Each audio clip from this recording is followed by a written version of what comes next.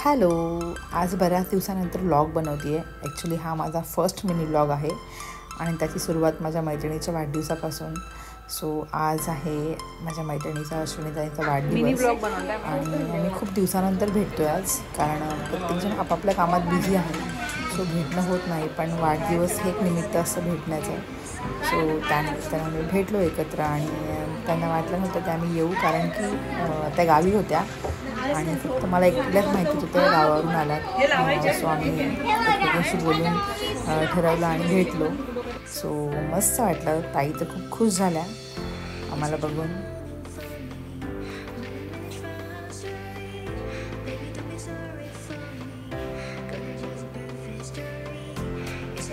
आणि हा त्यांच्या बड्डेसाठी केक आणला होता. जास्त काही आणता आलं नाही, कारण की मलासुद्धा खूप घाईघाई झाली, मुलांच्या एक्झाम्स, घरातलं सगळं आवरून. सो पटकन जाऊन फक्त केक आणला आणि सेलिब्रेट केलं.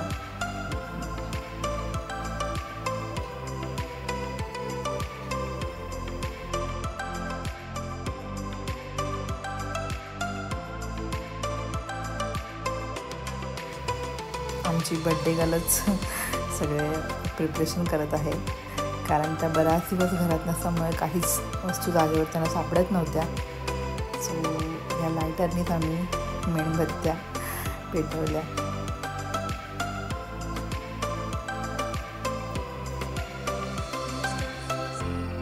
आणि फायनली बड्डे गर्लनी केक कट करायला घेतला.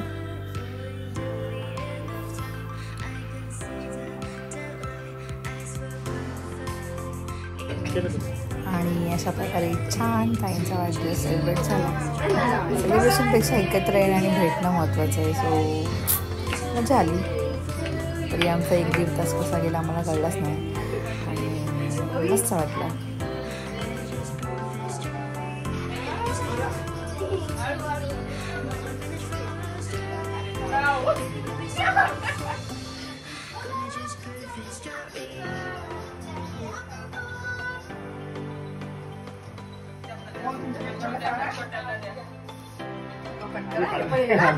आम्ही 2 केक खाल्ले पहिलं.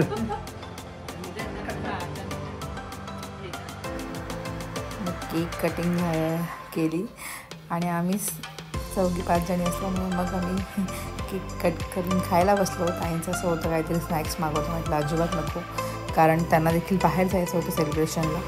सो आम्ही चिप्स आणि केक मस्त एन्जॉय केलं.